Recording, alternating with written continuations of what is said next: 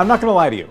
If it feels like the YouTube algorithm is ignoring your smaller YouTube channel, that might be because it actually is. But there is also a simple way that you can address this. We wanted to find the ultimate answer to why channels feel like they get stuck in the land of no views. So we went straight to the source. Oh my gosh, the algorithm changed. I'm not getting as many views. That's Todd. He works at YouTube, and he knows the YouTube algorithm like the back of his hand. He's also, friends with Mr. Beast. So if there's anybody that knows how to get on the good side of the YouTube algorithm, it's gonna be Todd. Todd actually gave us 5 YouTube insights that you're not gonna hear on any other YouTube algorithm video. It was his last tip that especially threw me off, so trust me here. Watch these tips and watch them in order if you want your small channel to turn into a big one. Choose to ignore these tips, and the YouTube algorithm may just keep ignoring you. So let's get into it. Here's what creators have gotten wrong about the YouTube algorithm. The main job of the algorithm is to serve the user when they show up.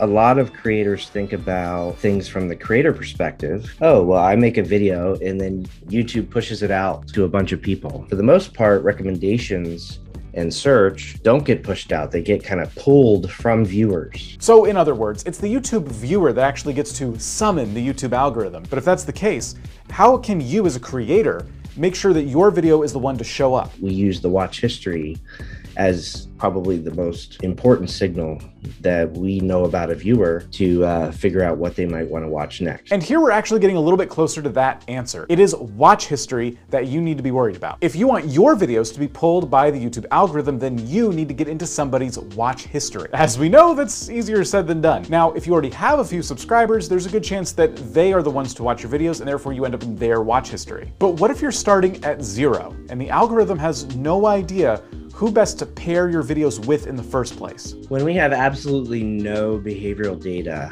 we're going to probably rely more on the metadata, the data that we have in terms of the title and the description. And I would say search is probably the first place for fresh videos. You upload a brand new video around Minecraft, we're going to consider that video when somebody searches for Minecraft based on the title and description. Okay, so this is helpful. YouTube search, your title and your description, these are things you can be focused on to start bringing in those new viewers when you're starting from 0. But maybe you feel like you're already doing this and yet you're still struggling. What else could possibly be wrong? Todd had an answer to that too. I would discourage creators from trying to compete in the most competitive spaces in the world. And so rather than go after the Minecraft query, for example, you might want to find a niche that isn't already being served by a million other videos. As you search around, maybe use Google Trends, spend time looking at what viewers see and see where can you produce the best video that's going to be better than what's already there, because that's where the opportunity is. I love it that an employee at YouTube is calling a spade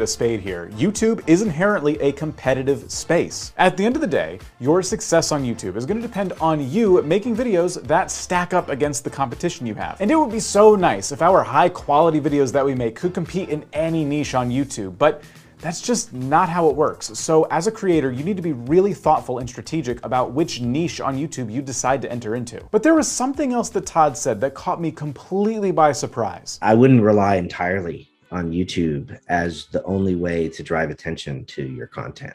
Identifying other places where your content might be relevant could be everything from Facebook groups, Discord servers, Twitter, etc. Seed your video in places where you are going to get some watch history and kickstart that signal. Todd is debunking a huge myth here. Contrary to popular belief, you actually should be promoting your small videos on other platforms outside of YouTube. Now, obviously that doesn't mean you should go around to every subreddit and Discord server you find and just spam your video links all over the place. Relevance is going to be key here. You want to go to the places where your community is hanging out, and you want to provide videos and maybe clips from your videos that can help them perhaps with a problem they're having. And if you choose to disregard that last bit of advice, then I would highly caution you here, because you could end up paying for it. YouTube's not exactly, once again, going to know who to pair it with. So really be thoughtful when you're sharing your content outside the platform. Gotta work. I have 3 more paragraphs. Don't buy cats. If you want to be a YouTuber, that's the real advice.